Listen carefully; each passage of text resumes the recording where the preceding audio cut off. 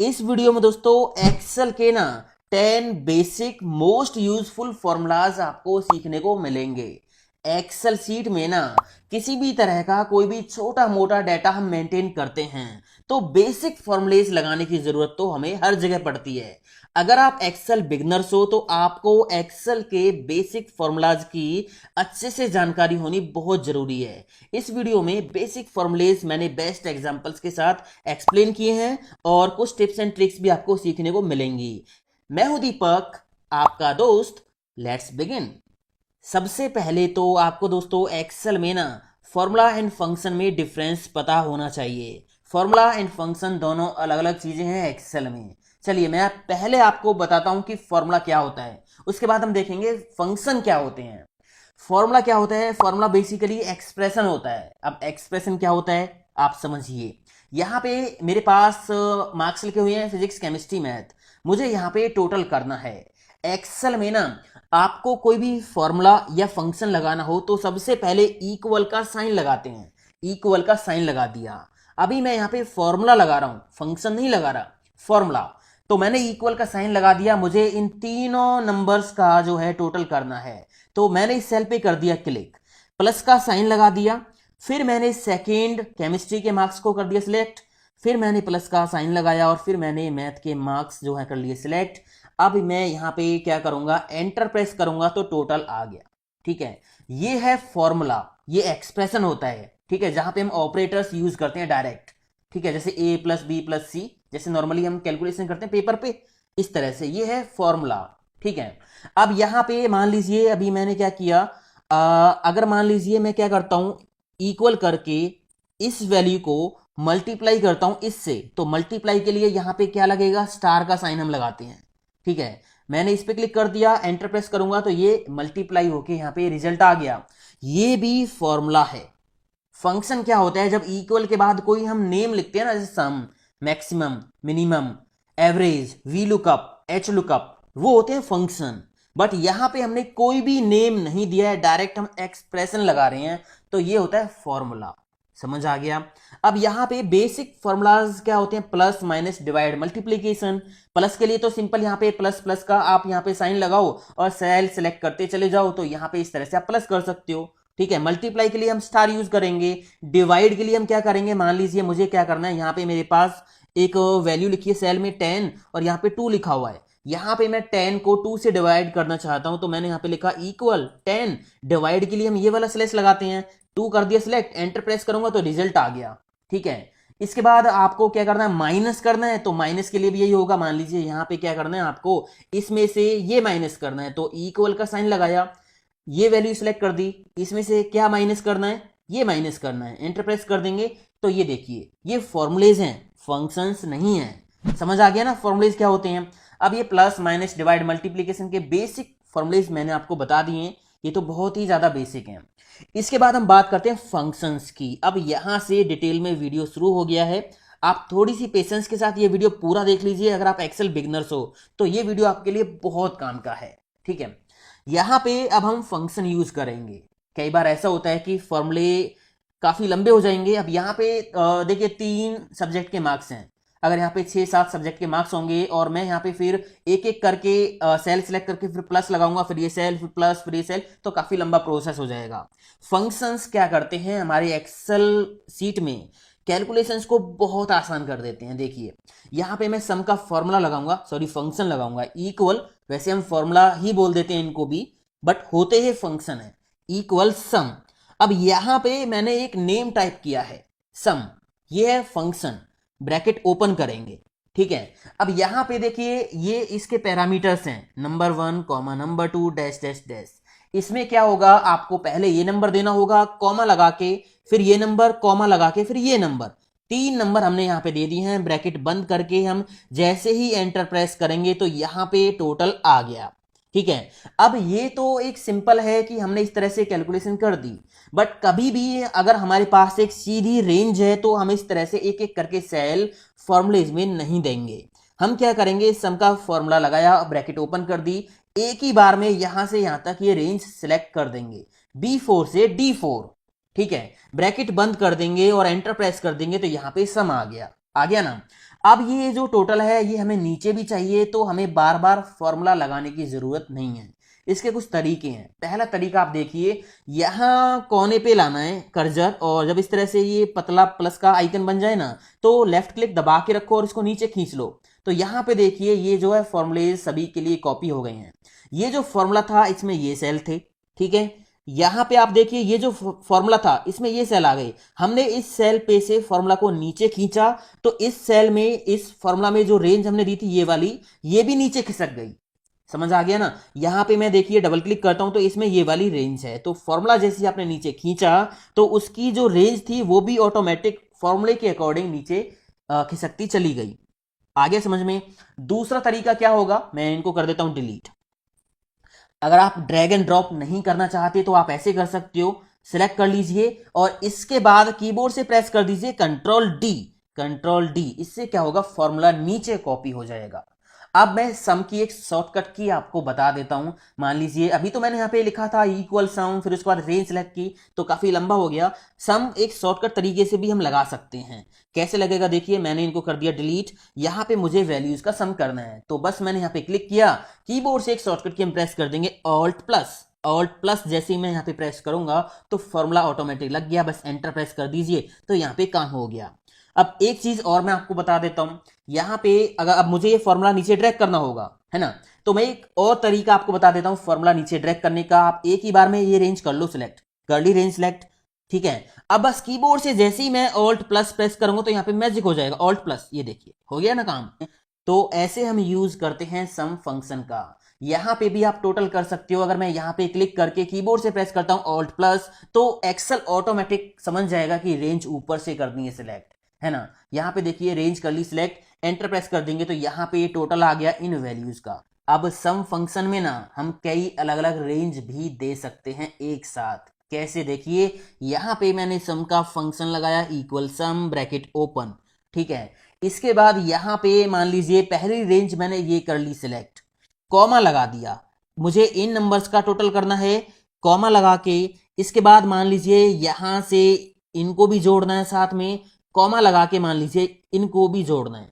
जितनी रेंज मैंने सिलेक्ट की है इस सबका टोटल मुझे बताइए। तो इस तरह से भी कॉमा लगा लगा के आप अलग अलग रेंज भी एक साथ सम फॉर्मूला में दे सकते हैं। अब मैं एक चीज आपको बता दूं, इसकी ब्रैकेट बंद करने की जरूरत नहीं होती है, ऐसे ही एंटर प्रेस कर दीजिए, एक्सेल इसको अपने आप बंद कर लेगा, ठीक है। एंटर प्रेस करूंगा तो यहाँ पे देखिए काम हो गया है, और यहाँ पे देखिए ब्रैकेट अपने आप बंद हो गई है।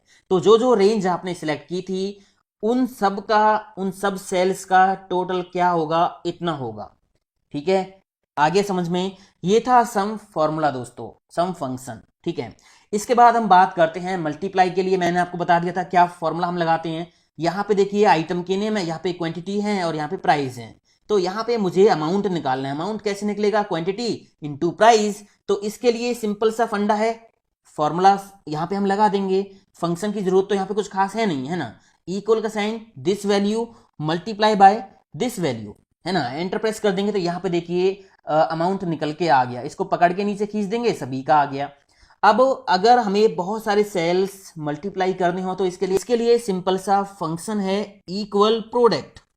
प्रोडक्ट टैब की प्रेस कर देंगे तो यहाँ पे प्रोडक्ट का फॉर्मूला आ गया है। इसमें ये दोनों सेल मैंने कर दिए सिलेक्ट। अब ये क्या करेगा, इन दोनों सेल्स को मल्टीप्लाई करके दे देगा, ये देखिए। अब प्रोडक्ट में हम बहुत सारे सेल्स भी दे सकते हैं, समझ आ गया।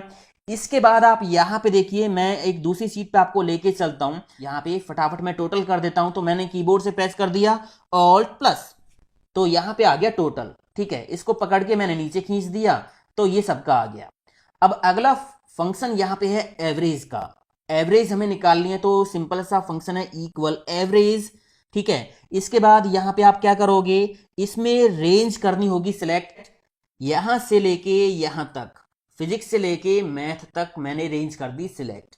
एंटर प्रेस करेंगे तो ये तीनों की एवरेज निकाल के हमें दे देगा। सिंपल सा फंडा है, जो भी वैल्यूज हैं उनको इस फॉर्मूला में हम कर देंगे सिलेक्ट, तो एवरेज निकाल के ये दे देगा। अब यहां पे देखिए डॉट के बाद, पॉइंट के बाद 4 डेसिमल यहां पे आ रहे हैं, तो इनको कम या ज्यादा कैसे करेंगे देखिए। आपने ये रेंज कर ली सिलेक्ट, होम टैब पे जाना है और यहाँ पे नंबर ब्लॉक के अंदर, नंबर ग्रुप के अंदर यहाँ पे ऑप्शन दे रखे हैं ये रे, इंक्रीज डेसिमल डिक्रीज डेसिमल, ठीक है, यहां से डिक्रीज कर दीजिए, ये देखिए यहां से हमने हटा दिए 2, बिल्कुल हटाना है तो इस तरह से आप हटा सकते हो। तो यहां से मैंने 2 रख लिए। एवरेज का फॉर्मूला समझ में आ गया। इसके बाद यहां पे 2 फॉर्मूलेज आप और देखिए, मैक्स और यहां पे मिन। ठीक है, मुझे क्या करना है, यहां पे मैक्सिमम मार्क्स निकालने हैं। फिजिक्स में कितने हैं, फिजिक्स में मैक्सिमम मार्क्स कितने आए हैं वो निकालने हैं। तो इसके लिए सिंपल सा फॉर्मूला है, इक्वल मैक्स ब्रैकेट ओपन, और यहां पे हम क्या करेंगे, रेंज कर देंगे सिलेक्ट। ठीक है, जैसे आपने सम के अंदर अलग अलग रेंज दी थी ना, ये यहां से रेंज दे दी, यहां से दे दी, वहां से दे दी, ऐसे आप यहां पे भी दे सकते हो। फिलहाल मैंने यहां पे फिजिक्स की रेंज कर दी है सिलेक्ट, एंटर प्रेस करूंगा तो फिजिक्स के अंदर मैक्सिमम मार्क्स कितने हैं वो निकल के आ गए हैं। अब मुझे यहाँ पे आगे केमिस्ट्री के भी चाहिए, मैथ के भी चाहिए, तो फॉर्मूला है, इसको पकड़ के आप इधर ड्रैग कर सकते हो। ये देखिए तीनों के आ गए हैं। अगर मैं इस सेल पे डबल क्लिक करूंगा तो देखिए यहाँ पे रेंज कौन सी है, ये वाली रेंज है। ठीक है ना, आपको यहाँ पे टोटल में से भी मैक्सिमम निकालना है और एवरेज में से भी निकालना है, तो इसको आगे तक ड्रैग एंड ड्रॉप कर दीजिए, तो इस तरह से निकल गया है। आपको सबसे छोटी संख्या, सबसे छोटे मार्क्स, सबसे कम मार्क्स निकालने हैं, तो इसके लिए क्या होगा, इक्वल मिनिमम MIN। ठीक है, टैब की प्रेस कर देंगे तो यहाँ पे देखिए फॉर्मूला आ रहा है और इसकी छोटी सी डेफिनेशन भी आ रही है, आप इसको पढ़ सकते हो। तो टैब की प्रेस करके यहाँ से फॉर्मूला आप ले सकते हो। ये आगे फॉर्मूला, इसमें मैंने ये रेंज कर दी सिलेक्ट, एंटर प्रेस करेंगे तो यहाँ पे देखिए सबसे कम मार्क्स जो थे वो निकल के आ गए हैं। इसको इधर ड्रैग कर दीजिए। फॉर्मूला आप कहीं भी ड्रैग कर सकते हो, इधर कर सकते हो, इधर कर सकते हो, वो डेटा पे डिपेंड करेगा। अभी हमारा जो डेटा है वो कुछ इस तरह से जा रहा है, तो हम यहाँ पे इसको इस तरह से ड्रैग कर देंगे। समझ आ गया। इसके बाद यहाँ पे आगे फॉर्मूलेज आप देखिए, count, count A and count blank. Count formula क्या करता है, मेरे पास ये डेटा है, यहाँ पे डेट्स हैं और यहाँ पे टोटल सेल है। जिस दिन सेल हुई उस दिन की सेल यहाँ पे लिखी हुई है। ठीक है, ये लिखी हुई है नंबर में। अब मुझे ये काउंट करके बताओ कि टोटल सेल कितने दिन हुई, यहाँ पे डेट्स लिखी हुई हैं। ठीक है, तो मैं क्या करूंगा, काउंट फॉर्मूला से ऐसे सेल काउंट कर लूंगा इस रेंज के अंदर जिनमें न्यूमेरिक वैल्यू लिखी हुई है, केवल न्यूमेरिक वैल्यू लिखी हुई है। तो यहां पे मैं लगाता हूं इक्वल काउंट। काउंट फॉर्मूला क्या करता है, इसमें हम एक रेंज दे देंगे, एक रेंज दे दी। इस रेंज के अंदर ना वो सेल काउंट करेगा जिनमें केवल न्यूमेरिक वैल्यू लिखी हुई है, केवल न्यूमेरिक वैल्यू। एंटर प्रेस कर देंगे तो यहां पे देखिए 6 सेल ये ऐसे बता रहा है कि जिनमें न्यूमेरिक वैल्यू है। काउंट करें, 2 ये हो गए, 2 ये हो गए, 4, 5 और 6। खाली सेल हो या नंबर के अलावा कुछ और लिखा हो उनको ये छोड़ देगा। केवल रेंज के अंदर ऐसे सेल काउंट करेगा जिनमें न्यूमेरिक वैल्यू है। समझ आ गया काउंट फॉर्मूला। इसके बाद है काउंट ए फंक्शन। ये क्या करेगा, इसमें जो भी रेंज आप सिलेक्ट करोगे ना, उस रेंज में नॉन एम्प्टी सेल्स कितने हैं ये काउंट करेगा। तो मैंने यहां पे लगाया काउंट ए और इसमें मैंने ये रेंज दे दी। अब ये क्या करेगा, इस रेंज में कितने ऐसे सेल्स हैं जिनमें कुछ ना कुछ लिखा हुआ है, कुछ भी लिखा हो, नॉन एम्प्टी सेल्स कितने हैं ये काउंट करके हमें देगा। अभी मैंने एंटर प्रेस किया तो यहाँ पे 8 आ गया। इसका मतलब इस रेंज में 8 सेल ऐसे हैं जिनमें कुछ ना कुछ लिखा हुआ है। आप देखिए 3 ये रे, 5, 6, 7 और 1 ये 8, 2 सेल यहाँ पे खाली हैं। ठीक है, काउंट ए फॉर्मूला क्या करता है, जो भी रेंज आप दोगे उसमें ऐसे सेल काउंट करेगा जिनमें कुछ ना कुछ लिखा हुआ है, बस एम्प्टी नहीं है। समझ आ गया। इसके बाद यहाँ पे एक और फॉर्मूला है काउंट ब्लैंक। यहाँ पे अगर लाते हो आप काउंट ब्लैंक, ये क्या करेगा, नेम से ही पता चल रहा है, रेंज आप जो सिलेक्ट करोगे इसमें उसमें ये काउंट करेगा कि कितने सेल खाली हैं। तो यहाँ पे 2 सेल खाली हैं तो यहाँ पे 2 आ गया। आपने कोई भी फॉर्मूला लगाया, चाहे कोई सम का फॉर्मूला था, यहाँ पे देखिए सम का फॉर्मूला लगा हुआ है। ठीक है, अगर मैं यहाँ पे नंबर चेंज करूंगा, मान लीजिए मैंने यहाँ पे 333 डाल दिया, तो देखिए क्या होगा, कहीं भी क्लिक करते ही यहाँ पे फॉर्मूला चेंज हो गया है ना। तो फॉर्मूलेज ऑटोमेटिक अपडेट हो जाएंगे। इस फॉर्मूला में मैंने ये 3 सेल दिए हैं, अगर इनकी वैल्यू मैं चेंज करूंगा तो फॉर्मूला अपने आप चेंज हो जाएगा। इसको मैंने 0 कर दिया तो यहाँ पे फिर से 0 हो जाएगा, मतलब ये 0, इस सेल की वैल्यू 0 ऐड हो गई है। समझ आ गया ना। यहाँ पे देखिए मिनिमम में भी 0 आ गया है। तो मतलब कहने का ये है कि अगर आप सेल की वैल्यू को चेंज करोगे तो फॉर्मूला तुरंत अपडेट हो जाएगा। ये जो ऑटोमेटिक कैलकुलेशन है इसको आप ऑन और ऑफ कर सकते हो। इसके लिए आपको कहाँ जाना होगा, इसके लिए आपको फॉर्मूला टैब में जाना होगा और यहाँ लास्ट में ना कैलकुलेशन ऑप्शंस हैं, यहां से ऑटोमेटिक पे टिक लगा हुआ है, इसका मतलब सारी कैलकुलेशंस ऑटोमेटिक होंगी। जैसे ही आप सीट में कोई छेड़छाड़ करोगे तो फॉर्मूलेज ऑटोमेटिक अपडेट हो जाएंगे।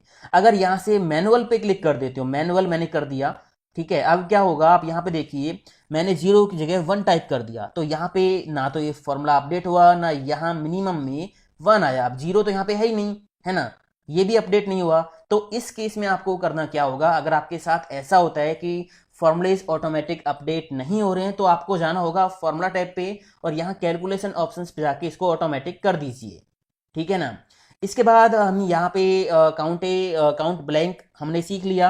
अगर मैं यहाँ से किसी भी सेल की वैल्यू को डिलीट करूंगा तो काउंट ब्लैंक की जो वैल्यू थी, जो रिजल्ट था वो 3 हो गया और बाकी यहाँ पे काउंट और काउंट ए भी अपडेट हो गए ऑटोमेटिक, ठीक है। इसके बाद यहाँ पे आप देखिए मेरे पास ये कुछ नेम इस तरह से लिखे हुए हैं। ट्रिम फॉर्मूला से हम यहाँ से एक्स्ट्रा स्पेस हटा सकते हैं, ट्रिम फॉर्मूला, ठीक है।